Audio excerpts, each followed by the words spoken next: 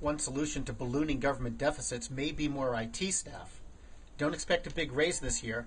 And unfortunately, hiring managers may have a reason to shy away from those overqualified employees. I'm Mark Pfeffer, back in the big snowstorm of the Northeast, and this is the Dice News Update for Friday, February 26, 2010.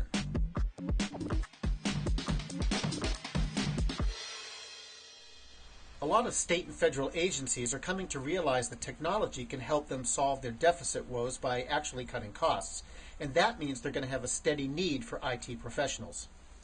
Iowa's governor recently endorsed the Iowa Efficiency Review, which includes increasing the use of technologies like thin client computing to realize cost savings.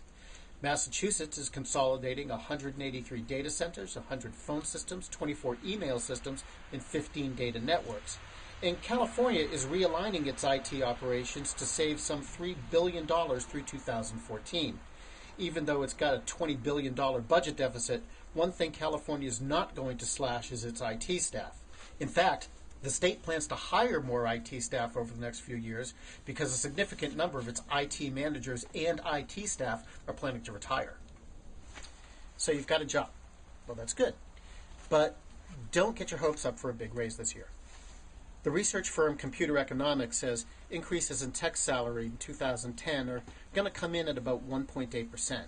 That's less than the inflation rate, which is running at about 2.7% right now, and the lowest level of increase in about 5 years.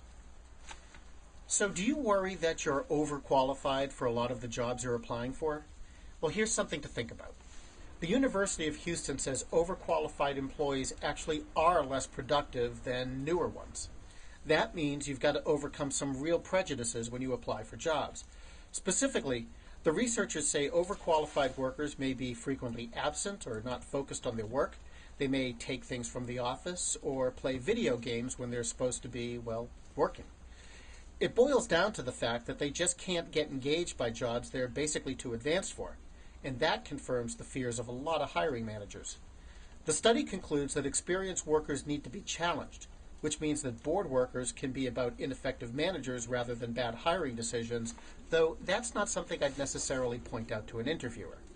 Look, I don't have a solution for this right now, but I'm looking for your ideas, so send me an email or post a comment below. So that's it for this week. Come back on Wednesday when Kat Miller will be here with another edition of Dice TV, and I'll be back on Friday. Until then, I'm Mark Pfeffer, Managing Editor of Dice News, and we now return you to your regular desktop.